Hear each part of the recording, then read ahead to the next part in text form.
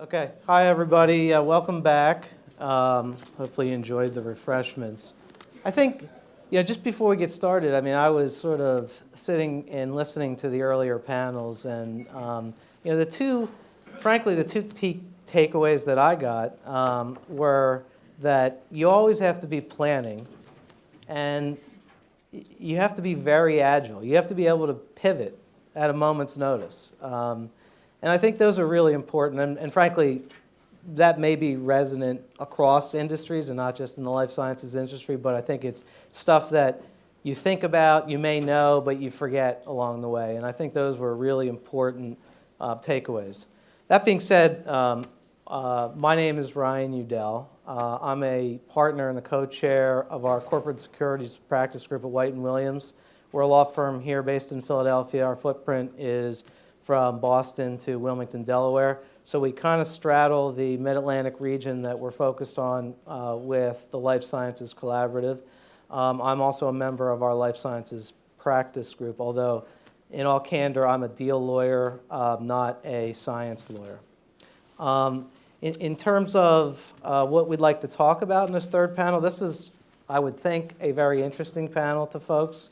After all, although there is some altruism in this business, we're in it to make money. It's a business, and you want to ultimately exit that business, and so our panel is going to discuss that. Just a couple of sort of setting the stage things. I think we talked about how you have to tender your optimism or you have to be realistic. I did want to point out, though, that our region, the Philadelphia region, is a top 5 region for life sciences. There's a lot of reasons for that. The most important of which is, number one, big pharma is in our backyard, and there's tons of prestigious universities doing great research in the area, including this one. And so I think, as a result of some of the macroeconomic issues that were discussed earlier, such as how the Great Recession, if you will, hit big pharma. There are a lot of folks who took that as an opportunity to get out and be entrepreneurial.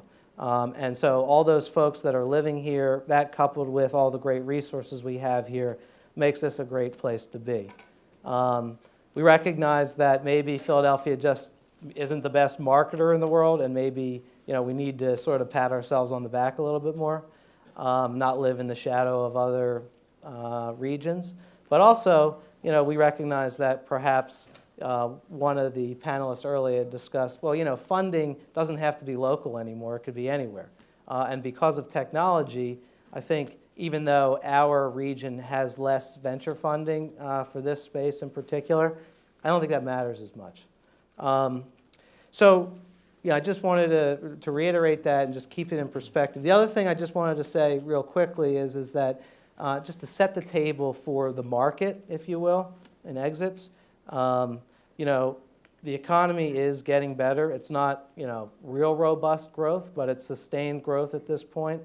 I think that like other businesses, life sciences companies, including big pharma, have lots of cash on their balance sheets. They either have to distribute that to their shareholders or they have to go out and try to be acquisitive to grow the business. And also life sciences, like big pharma in particular, and we happen to have one of the business development folks from Glaxo on our panel. He can correct me if I'm wrong, but they need to continually refresh their pipeline. And as I think we had heard earlier in one of the panels, that used to be done somewhat with a lot of internal research, but now they're more reliant on outside folks doing that earlier stage research. And lastly, I just wanted to say that, just from a actual dollar perspective, and according to a recent PricewaterhouseCoopers study, fourth quarter deals accelerated, and we think that that deals will continue to accelerate in the first quarter and beyond in 2014. I think some of that is related to competition from the IPO window. Some of that is just because of the other factors we had already talked about. And one other thing, the new normal, if you will, is, and I think this was already discussed briefly, and we'll probably get into it in our panel in a little bit more detail, is that deals aren't typical exits anymore like you would see in a lot of other businesses where one day someone knocks on your door and says, I want to buy your company. It's a lot more of a risk share model, and that means, whether that means a collaboration, whether that means a co-partner agreement along the way, which may lead to an exit. It's much more of a risk-sharing arrangement, and we'll get into that in a little bit more detail. We're going to discuss really three basic areas. The first area is sort of the quote-unquote decision to exit. The second area is best practices in exiting. And the third area is executing a successful exit. And so I'm going to rely most heavily on my three panelists. They each bring some unique backgrounds, and I'll introduce them now. To my left, to your right, is Nick Spring. Nick is, and Nick, I apologize because I know you just got a new job, and perhaps maybe you can say where you're working now. And then Nick also was a successful entrepreneur who effected a successful exit. His former company was Topaz Pharmaceuticals. They sold in late 2011 to Sanofi Pasteur, and Nick's product was a lice product, and it's called Sklice, and it's now on the market. Mm-hmm. Please buy it. Right, because as we talked about risk sharing, there is some back-end money in his deal. There's a huge amount of back-end money. Yeah. To Nick's left is Brian McVeigh. Brian McVeigh is the Vice President of Worldwide Business Development for GlaxoSmithKline. Brian is going to bring the quote-unquote big pharma perspective to this discussion, and we're happy to have Brian. And then to Brian's left is J.D. Friedland. J.D. is an investment banker, investment advisor with the firm Matchpoint Capital, and we're lucky to have J.D. He has numerous years of experience and has probably done more deals or been involved in more deals certainly than most folks, and so he will bring the market perspective and also be able to tenor the difference between the entrepreneur side and the big pharma side of the equation. So with that, why don't we move into our first area? And this question is, and in our discussions, we've had this a number of times, is the decision to exit. When do you decide to exit, and whose decision is it? And let me first turn that over to Nick, since he had an exit. All right. Well, good morning, everyone. Nice to see it. You all. I think they actually ought to rename this conference The Usual Suspects, looking around the audience. So good to see you all. Actually, when we were discussing this on the phone, and I've also had discussions recently at Bio, Jim Greenwood, and that group. It's interesting, this decision about making an exit, because in many ways, if you look across the USA with traditional biotechnology, I think there's something like 4,500 biotech companies across the USA in that order. And I don't think there's probably a CEO, having been a CEO for a while of one and know a lot of them around, who really has three things on his mind. One, how do I run my company? Two, where do I get my next capital from? And three, by the way, I'm for sale every day.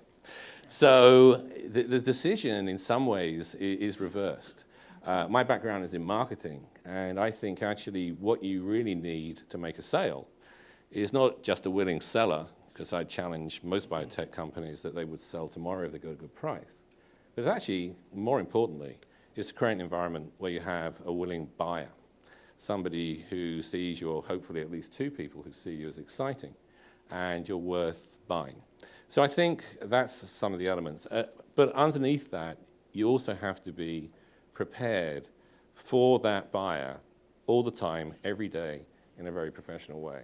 You can't have books that don't look good. You can't have IP that doesn't look good. We'll probably get into that in a second. So for me, the emphasis is actually on creating an environment to have a willing buyer, not necessarily just being a willing seller. Yeah, Brian. Yeah, is this on?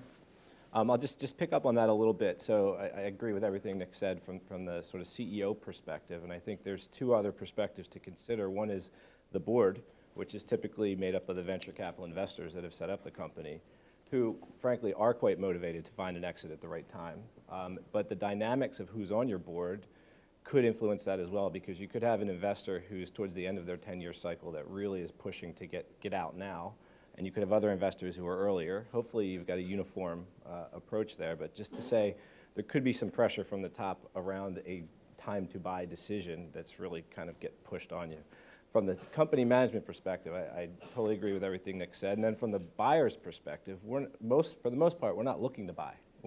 Most of the things that are being developed are in a stage of there's significant risk yet to be discharged. So really we're out there in the first instance to try to come up with a risk-sharing arrangement that will allow us to move the product forward and discharge the risk and sort of pay you as the risk gets discharged. Now, most of the acquisitions that I've been a part of, so I lead the team that does all the deal making for R&D deals at GSK, most of which are in licensing deals. We've done about a half dozen acquisitions though. All of them have spurned from 6, 9, 12 months of licensing discussions that have evolved over time. So I think you should be prepared for a timeline on these things. To Nick's point, it's about looking good and looking transparent.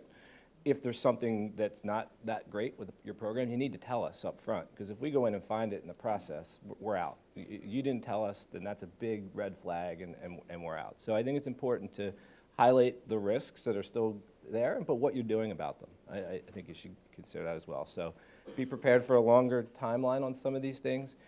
If you've taken a corporate strategy to take something to a late stage before you even go out there and start shopping it, then you're probably in more of a sale mode. But in this day and age, I'm finding much more deal making is happening earlier in the process. So. JD, maybe I'll sort of follow up on that a little bit and sort of two-part question. One is, what advice would you give to the entrepreneurs who are, engaged in the planning of the exit? And of course, I think some of this presages the fact that planning starts as soon as you start the company. Right. But what have you seen that helps make a deal successful?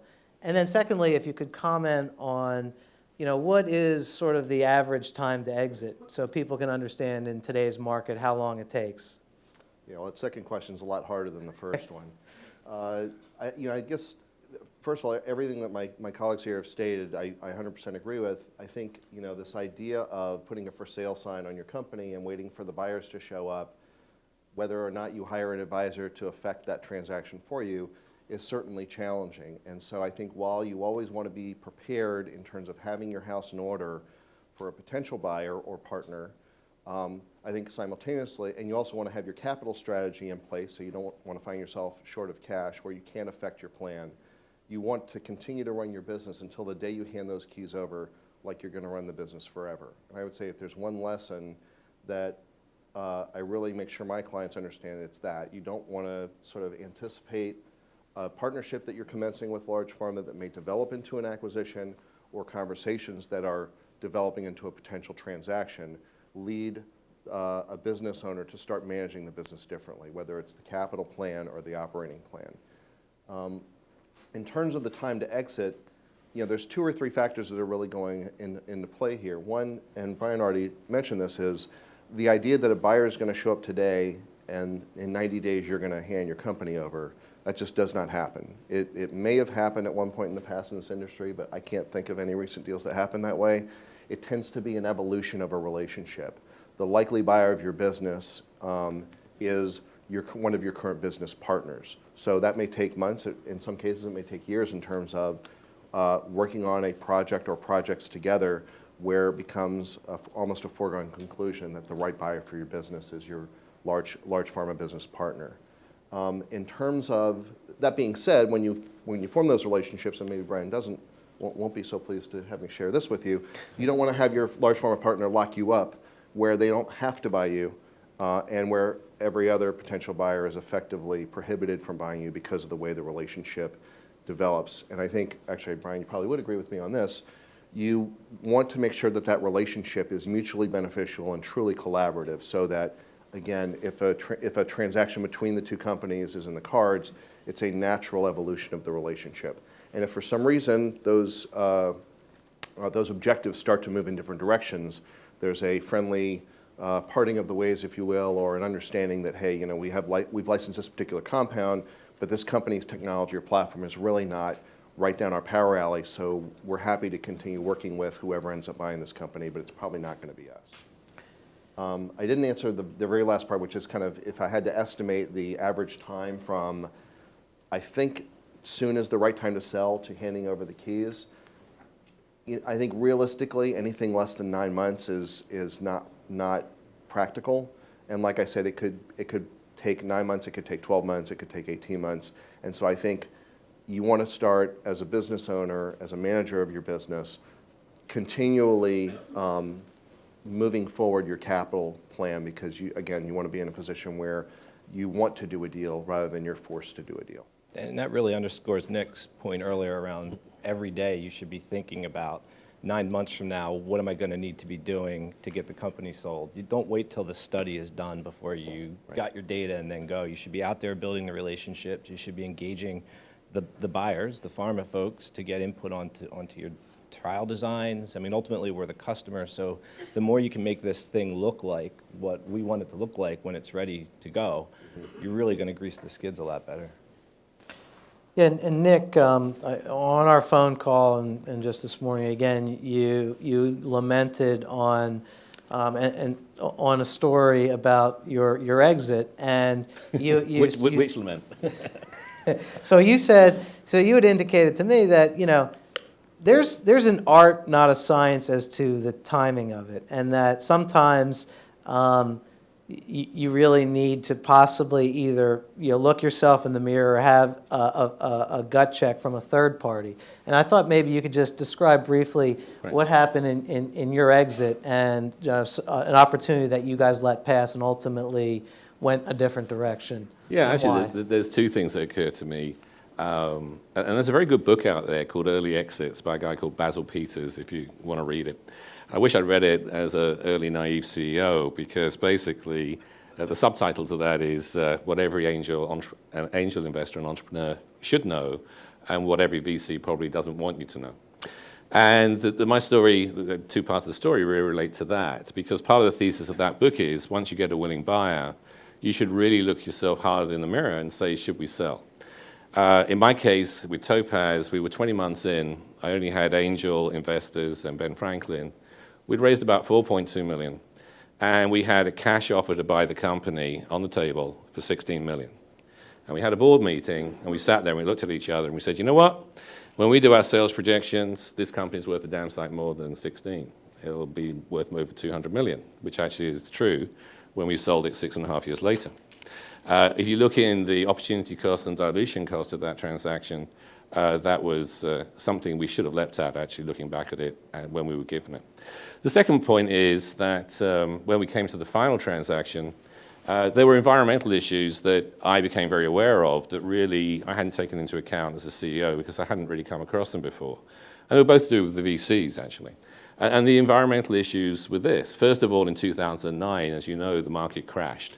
And a lot of VCs were looking at their portfolios and saying, hey, we don't care what the deal is, as long as it's a deal or there's value in our portfolio companies. We want to sell them.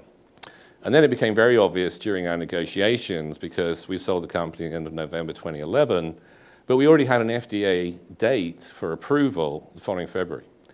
And we'd also had the FDA approve our phase 3 trial protocol. So the chances of us failing were pretty low. However, during our board discussions, something became very apparent, because I was putting forward the fact that why don't we wait until we get FDA approval? Surely the company will be worth damn sight more with an FDA approval for the drug. They only give 20 a year. And if there's one achievement that company did, was that little company actually got an FDA approval first time around. But it became very obvious that one of the board members, one of the VCs, they hadn't had an exit for 5 years. And they just had to have one on the books by the 31st of December that year, right? I remember going out for dinner with the individual and saying, surely we can sell this company for nearly twice the amount if we had an FDA approval. And he said, look, Nick, you've got to realize we've got to go back to our LPs and things and explain why we haven't had a positive exit. And the exit was positive. I mean, late investors got 10x their money back, early investors got 5 times their money back. But from my perspective, it was a very interesting insight into something that didn't make a lot of logical business sense to me, but made a lot of logical political sense to me outside the company. Yeah, that's very interesting. And that, I think, goes back to the early, Dynamics we're talking Oh, yeah. about, yeah. in the earlier discussion of, whose decision is it? I mean, obviously, your constituencies, in addition to, going out and selling to big pharma or big biotech or big med device, as the case may be, your decision is influenced significantly by your investor base. So this is a question to Brian and also to JD. We talked briefly about the kinds of transactions that either presage an exit or are in themselves somewhat of an exit, and the risk-sharing approach that is becoming increasingly more common. I thought maybe we could have a little bit more of a discussion on some of the trends that you're seeing in that regard and sort of how you see things being structured from a big pharma perspective and otherwise. Yeah, maybe I'll kick off and then you can add it. I mean, I was just actually thinking when you were talking earlier about the importance of a collaboration. So not wanting, for instance, from a big pharma perspective, to lock up the core value of the company and not give them a path forward. I mean, that's important. And it dawned on me that in the 10 plus years I've been doing BD for GSK, not a single one of our contracts looks the same. So every deal we've structured is different, and it's because we're taking into account the specific interests of the management team and the boards of the companies, as well as our internal stakeholders in our scientific groups. So every single one, I mean, there's general parameters and there's some compliance type things that we have to have in there from a corporate perspective, but we always have flexibility to make the deal fit. That said, I think to your question, Ryan, 10 years ago, we were doing straight licensing deals with an upfront and milestone payments when key risks were discharged, and then royalties on the back end. And if it was a very late stage asset, instead of that, the commercial would probably be split in a big co-promotion or something of that nature. But pretty straightforward deals. I think in the environment we're in now, it's a completely different situation. Then we were really negotiating with the management teams of the companies, and we were trying to help them build forward integrated pharmaceutical companies, and to get to that point. Now we negotiate directly or indirectly with the boards, the venture guys, and they have a whole different set of interests. They're looking for their returns. And so trying to incorporate the interest of the management teams as well as the investors, it's a different world. And so what that sort of looks like today, the deals that we structure are as much about returning capital and putting a staged sort of acquisition in place where it makes sense and where the accounting works, and I'll come to that in a second.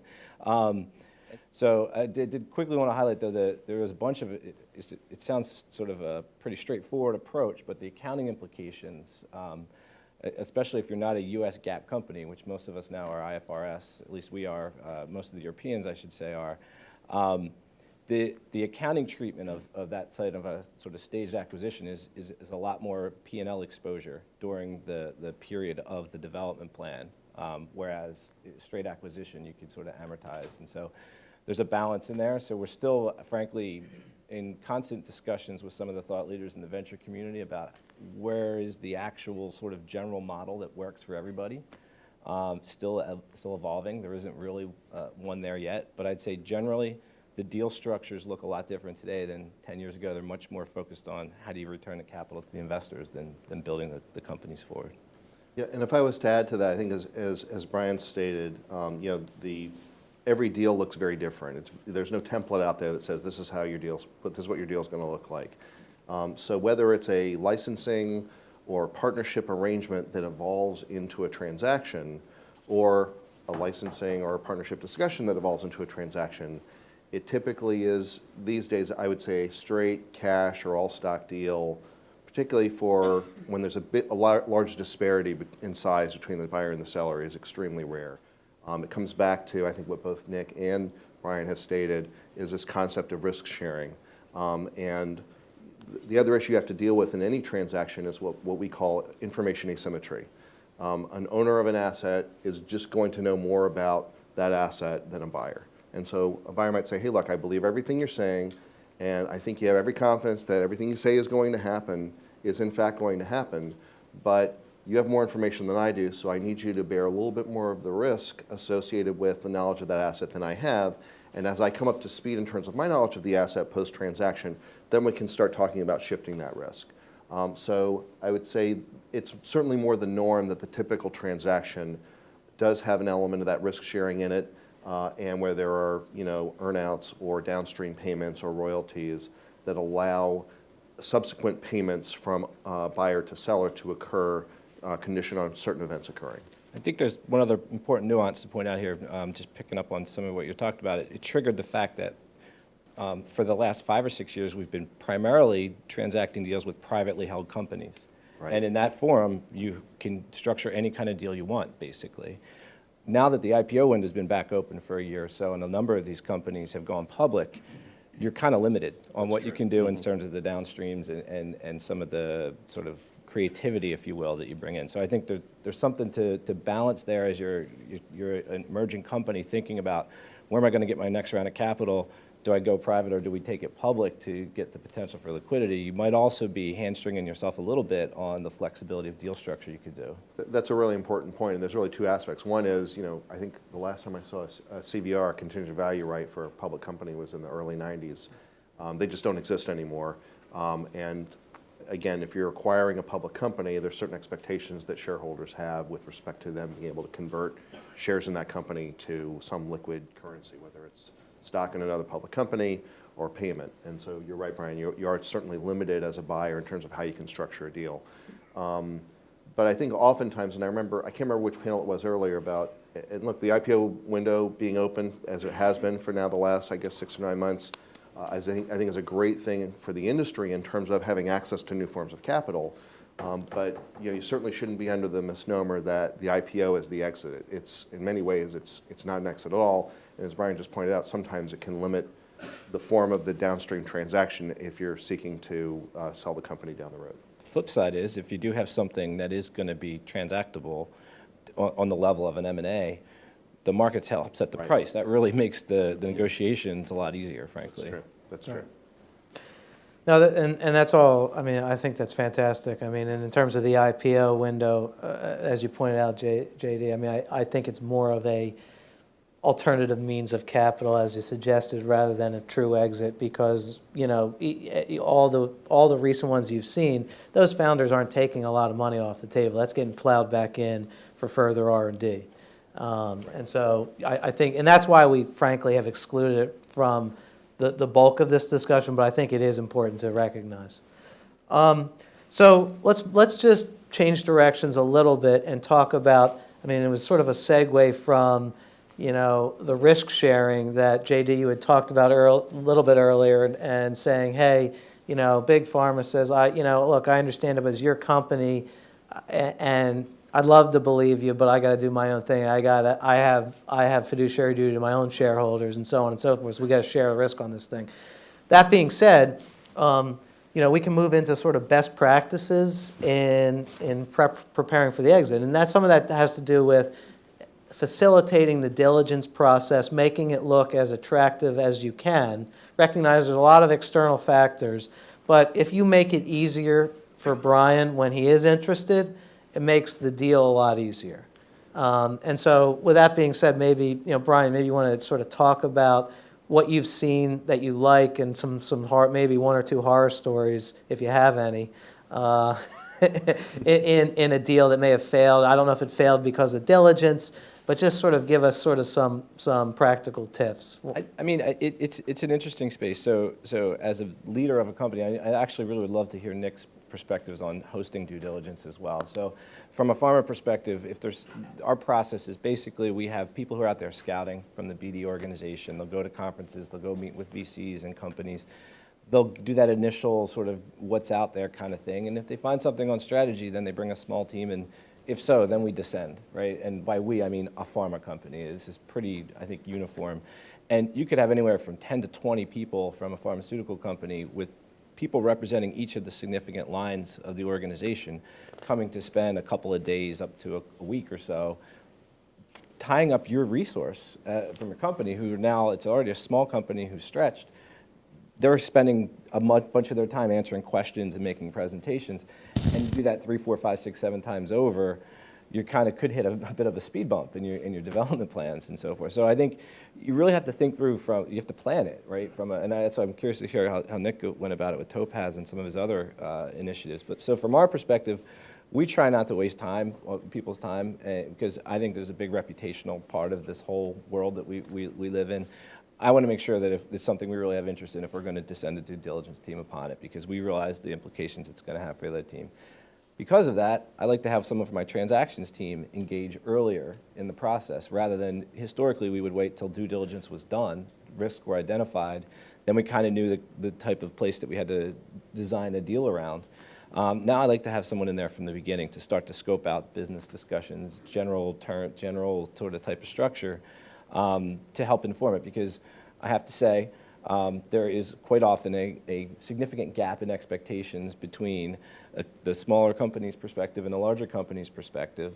A lot of that has to do with the sort of doing things cheap enough to get them moving forward fast versus doing robust things that are normally done in a sort of more capitalized, larger pharma company. And so I guess where I'm kind of getting at here is we try to put a bit of a filter on the front from our perspective, and I know that the smaller companies need to do that as well, but that's kind of also walking a fine line, because you don't want to turn away that prospective buyer by accident almost. So I'm curious, Nick, how you think? Yeah, I think you raised some very interesting points, and having worked for Big Pharma for 23 years before I set up my own company, you know, I sort of instinctively appreciated something you just mentioned, and that is that if you're an entrepreneur selling a company to a big pharma, don't believe this is a one-person decision. It's a huge committee decision, and everybody has their own say in it.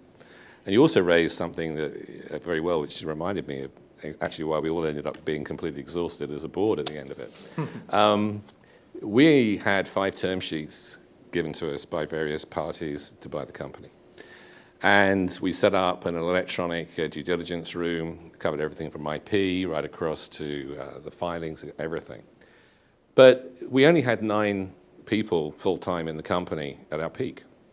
And although we used a model where we had a central management group who handled actually 90 investigators at one point when we were going through phase 3, we had 9 people to manage this process. And it really fell down to 3 or 4 people in the board within the company. Now, when you're dealing with 5 different companies and their corporate lawyers and their outside advisors and their R&D people, you run into some real practical issues. First of all, is actually just coping with the volume of questions coming into you. If each of those people ask you 1 question a day, that's 5 questions you've got to answer somehow, and quickly, because they also don't there's a sort of a suspicion if you don't answer quickly and fully during the negotiation. So you've got to be quick and nimble. And the other element you run into is versioning. You've got to make sure you're selling the same thing to the same person all the time. And the other thing we came across was also the different companies' emphasis on different areas. One area that we had come up a lot was we'd raised $32 million and done this project right through to submission. A couple of the big pharmas just couldn't believe, their R&D departments just could not believe in a month of Sundays you could take something as a repurposed drug and get an FDA approval for only $32 million. It goes back to that billion-dollar thinking. So there was a credibility gap we had. The other thing was risk tolerance on IP. We obviously had VCs who'd invested and done thorough due diligence on IP, and we actually lost 2 of the 5 because they felt that our IP wasn't up to their internal standards. So, you know, the other 3 were fine with it. So there were things that came out, but don't underestimate the amount of time and energy for a small company that you have to put into that selling process once you get into it, especially if you're fortunate enough to have more than one buyer. And ideally, you do want to have more than one prospective buyer so you can get a good price. And I think you said an important two words in there, three words, electronic data room. Is it 2 words or 3? Really? Electronic data room, yeah, 3. That has actually dramatically helped the process become more efficient the last couple of years. And I think if I'm thinking about it from the small company perspective, to be able to get all the information that all the buyers are going to ask uniformly in one place, We love that too because we get budget pressure as well. It helps us not have to fly, 10 people out right away. We can do some pre-screening and stuff. So the advent and the use of the electronic data rooms, sometimes frustrating because of sort of system issues and all that, but the practicality of it is, I think, a pretty significant advancement. Actually, you mentioned that. It reminds me of another practical thing. We did have the 10 people arrive at the company door scenario. And because obviously you're in an area that's very, very delicate, you don't want one company group to see the other one. So you've got to be careful about when they come in, what hotels they stay at. I know it sounds crazy, but that's the sort of stuff you do. You don't want, because everybody in the industry literally knows each other. So, just somebody from JSK. I will say I've had plenty of times where I think on purpose a Pfizer business card was left on a desk, or a Merck business card was, just to give us the hint that we're not the only game in town. Yeah, that does play too. Yeah. Or you could do that too. But it's funny, with the electronic data rooms, and this actually crosses industries, they do make things easier, but also, when you're running a process, you can see who's more interested and who's not, because you get to see all the data, who's accessed how many times and for how long. And so I think that's another benefit that somewhat levels the playing field between the company, the entrepreneur, and big pharma. There's a corollary to that too, because you don't just see who's more interested. You see what are the touch points of each potential buyer. One buyer may be spending a ton of time and looking at a ton of documents and IP. Somebody else may be looking at financial, and somebody else may be looking at regulatory issues. And that allows a seller to be adequately prepared in conversations with those buyers based on really having a good understanding of what the buyer cares about. And I don't think that's anything that that particular buyer would find objectionable. You want to make sure that they're responsive.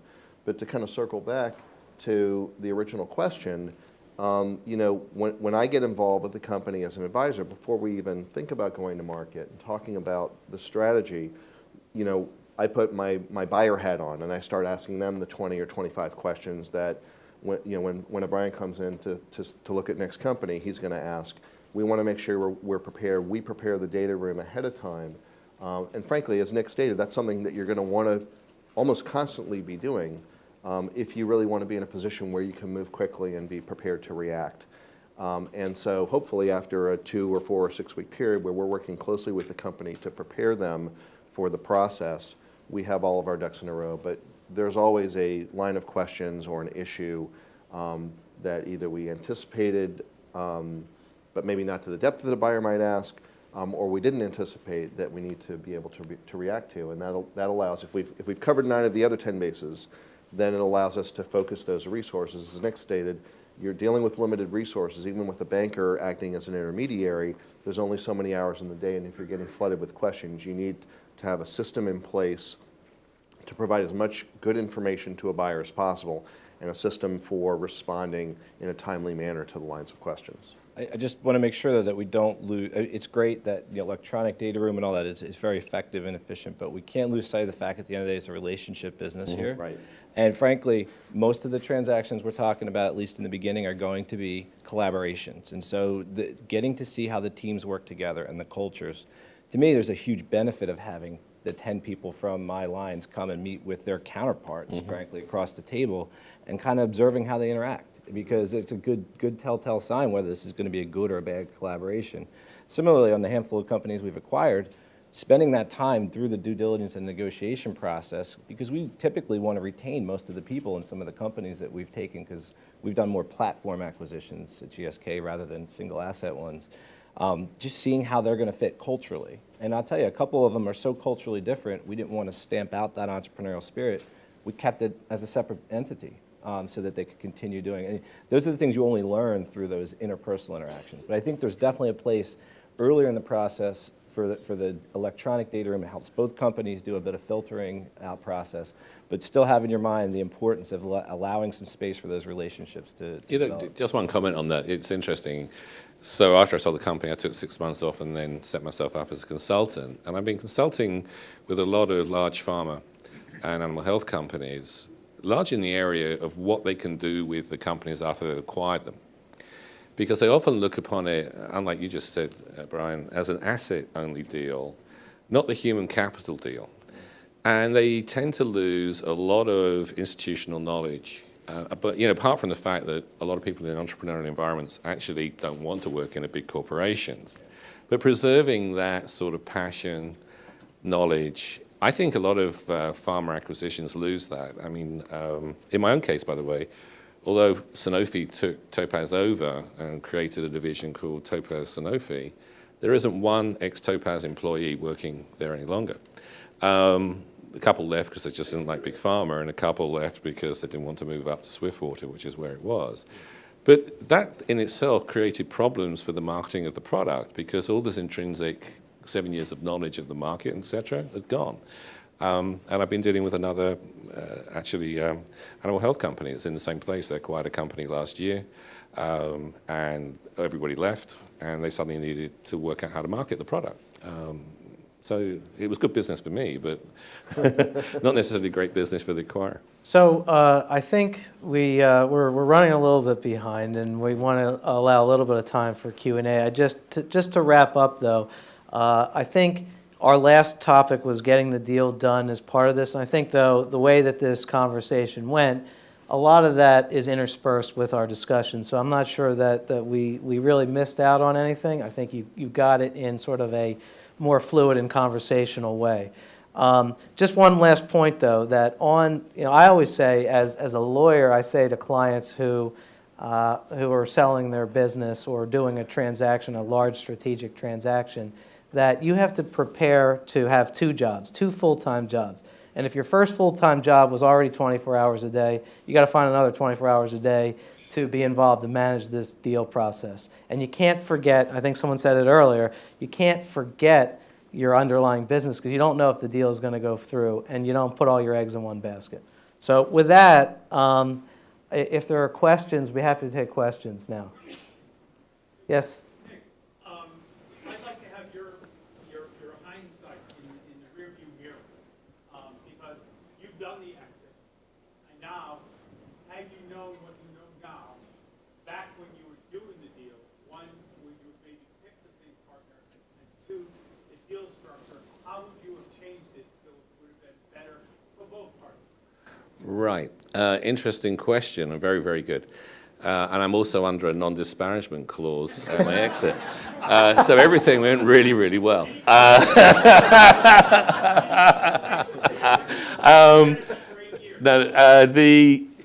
think you always get 20/20 vision in hindsight. So I already mentioned one thing about the timing, which you can argue was right or wrong. I mean, one way of looking at it was we exited the company at 10x investment, over 200 million, at a time actually when there weren't many deals being done. So that was a major achievement. Also the fact, and for me actually the biggest achievement of that company, apart from the financial side, was actually a little company got an FDA approval, first time around. I mean, that's just so rare. For me, that was good. What would I have done differently? Probably would have personally fought a little harder to get the timing changed, I think. The terms of the deal, which because of the shared risk nature of deals today, wasn't just dependent on getting FDA approval, which actually in that case was a layup, so we got it, was the fact that we're also, and this is something that's very common with a lot of deals, and I don't know how you get around it, but we're also, the shared risk is hitting certain sales milestones. And that's always risky because you're then completely at the behest of the acquirer doing the right marketing, doing the right selling, getting the business, going. And that's a constant source of frustration because you always feel you could probably do better than they're doing. But at the same time, I don't think there are many deals, especially for a phase 3 FDA-approved product, that aren't likely, from an acquirer's point of view, going to have a sales component in the deal. So I think it was a great deal for the time, actually. Today things are different. Probably would have got a better deal. But thinking back to 2011 and the fact that we were in the midst of a recession, et cetera, it was good. Sorry, the gentleman right here. Yes. Question for Brian. It seems like most pharmaceutical companies have a venture fund now that seems to have slightly different interest than in business development. So it seems like you're doing both. Is there a divergent interest? Is there a dichotomy that you have in the venture fund side versus the BD side? Yeah, it's a great observation and a great question. And I'm not sure if everyone heard it, but it was a question around most pharmaceutical companies seem to have venture firms, venture funds, as well as sort of primary business development operations, and how do they operate together in different ways. And so for us, really, the business development organization, we report into the R&D organization directly. So we're very aligned with our therapeutic area strategies, and we have folks that specialize from a sort of sourcing and strategy perspective aligned with each of the therapy area heads. So we're really tied in to that. So the activities we're doing from a diligence and transactions perspective are all funneled, they're all part of building our R&D pipeline. We have a venture firm called SR1, which is focused, it is operated as a venture fund. It's an evergreen fund in that the money they make gets reinvested in it and so forth. So they're not sort of like a standard venture fund out trying to get limited partner investments all the time. But the rest of their operating model is the same, and they're really out there looking for new, really early stage stuff typically for us that is not necessarily aligned with our therapeutic area strategies. It's sort of a way for us to get our toe in the water for emerging areas or things that are sort of off strategy for us today, but could turn into something in the future.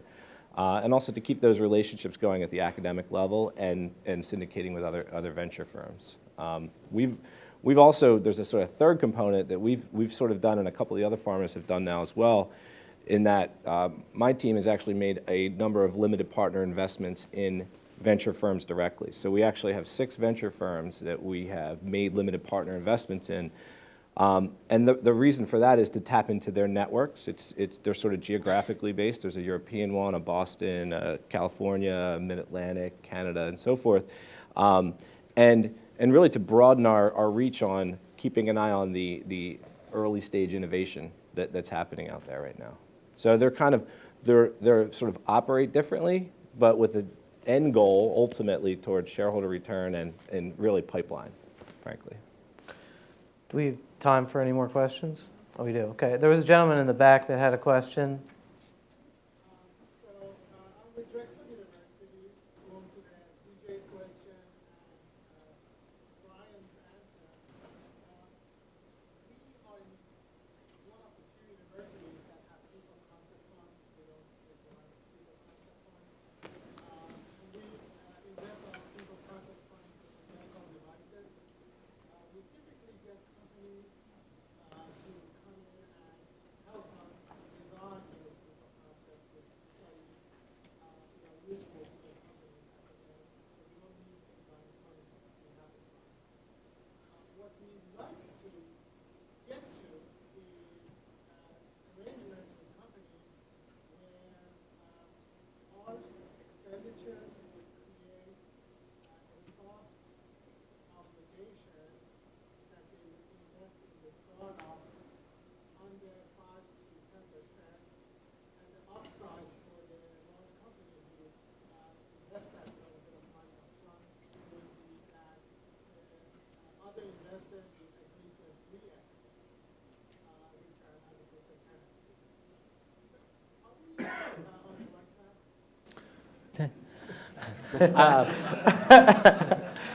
So, I find it very, very interesting, first of all, that you're thinking in that way. And so I think generally speaking, directionally, yes. I like the fact that from a university perspective, there's business thought going into these things. I can tell you from our perspective within the pharma groups, we have specific organizations that we've established now that are outreaching to the academic institutions and trying to figure out different ways, not just of engaging, but also of establishing and how do we draw the innovation out and bring it forward. So happy to talk with you more after.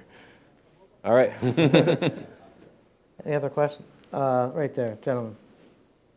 Nick, your rearview mirror a minute ago, very interesting perspective. The sell side advisory services, your lawyers, your accountants, how did you use them in your transaction? Or was it seems to me that the entrepreneurs are emotionally charged quite a bit, and they don't really think things through. So how did that work in your situation? Well, I'd like to think that we did think things through. We used actually outside banks for the first institutional round, and actually used them very actively for the sale of the company. As I mentioned, I made my strongest suit and background is in marketing. And I always looked upon the whole of that company as a marketing exercise. In fact, my first 2 hires were a CFO, and I hired a PR company, literally by mortgaging my own house. The reason being that we ended up with things like full-page features in the Sunday edition of the Philly Business News business section, because you're really marketing a brand at the end of the day. And as I mentioned, you're in competition with 4,500 other companies and CEOs. And I think it's often ignored that people don't realize what buzz can do for you and your company. So in using professionals, and you've got to do it, in a subtle but good way. You've got to be seen around the place. Brian's alluded to the fact that really relationships are very important. And we had some very good relationships going with a number of pharma already, largely because of the people involved in the company. And these deals didn't just happen overnight, like we put up a big sign saying we're for sale. Wish they did work that way. It didn't work that way at all. They were people we knew already. We said, look, we're just getting to a point of FDA approval. How, would you be interested? And then we engaged the bank, and the bank actually did a lot of the legwork in keeping the information flows going. Because covering those bases that we already mentioned proved to be very, very complex and trying. And and all the deals were at different stages. I mean, although they all hit due diligence about the same time, some people finished it and came out with, say, an improved offer or whatever. Other people were still going through it. And from a managing it point of view, we really wanted to try and get everyone towards the same stage at the same time so that as a board we'd have choices. So we didn't want to suddenly go with one and then find out somebody else was going to do something different and we might get a better deal. So I found them very useful. The lawyers particularly, because of their expertise in doing deals, they do a lot of deals over time. There's a sort of a routine or a structure to them. So there's a rhythm, so they're going to take you through the various stages you need to get to. So I think it's important to manage it. It's also important from my perspective because if you think about entrepreneurs in their lifetime, maybe have 2 or 3 experiences of going soup to nuts on a transaction. Professionals like JD and his type of folks, well, they do it for a living. And to get in there and actually negotiate and have a process run by professionals, and I've had it both ways, it really improves the success chances for the transaction. And to circle back to an earlier comment, if I'm doing most of the heavy lifting in terms of managing the logistics of the process, that frees Nick up to run his company and pay attention to the things that he should be paying attention to on a daily basis, so that again, he's not in a position where his company's falling apart and he has to do this deal. Because the risk is not, part of the risk is the deal doesn't happen. Part of the risk is the deal happens, but the circumstances of the company start to dictate the terms of the final deal, and you never want that to happen as a seller. And the other thing we used, both the bank and lawyers for, was we were literally having daily board meetings at one point, briefs in the evening, just because the companies and because of the relationships wouldn't necessarily always use the same point of contact. So we wanted to make sure that we're orchestrating that correctly. Because somebody might just give you a call out of the blue and say, what do you think about this? Maybe it's something to do with IP. You've got to make sure you're giving the right answer, because that's going to be something that gets fed back, quite rightly, to their due diligence people. So it's complex. We have time for one more question. Let's go to the gentleman right here in the front. We have been talking about when is the right time to sell, or when is that we're going to define that time, right? The question is, how much? How we do that? My view. If you're going to try to sell me at the highest price that you can, I will value it probably in a different way. What are the rules or the guidelines?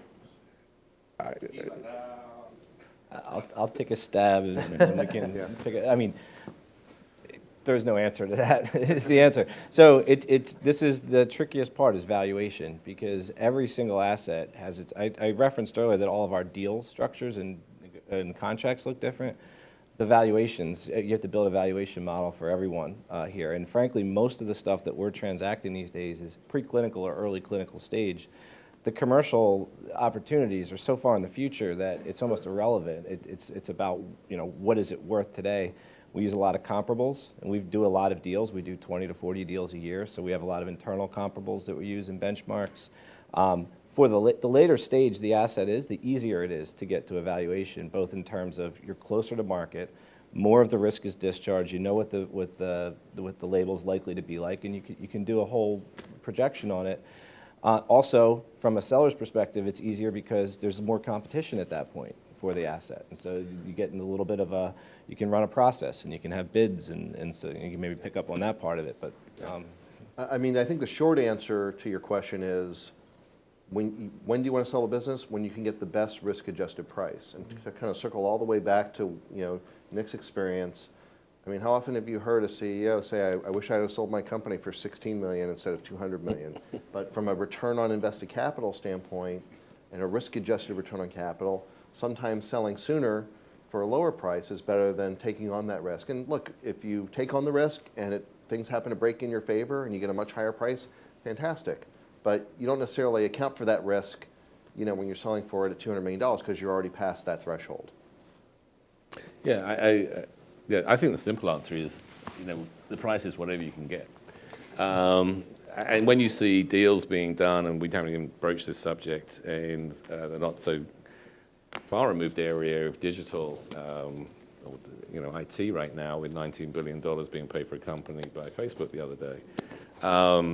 It goes back to this thing, the value is in the buyer's mind of your company. There are very, very non-traditional, just one final thought from me actually is, this is called the Life Sciences Collaborative. My view is the Life Sciences definition is changing rapidly, or has changed.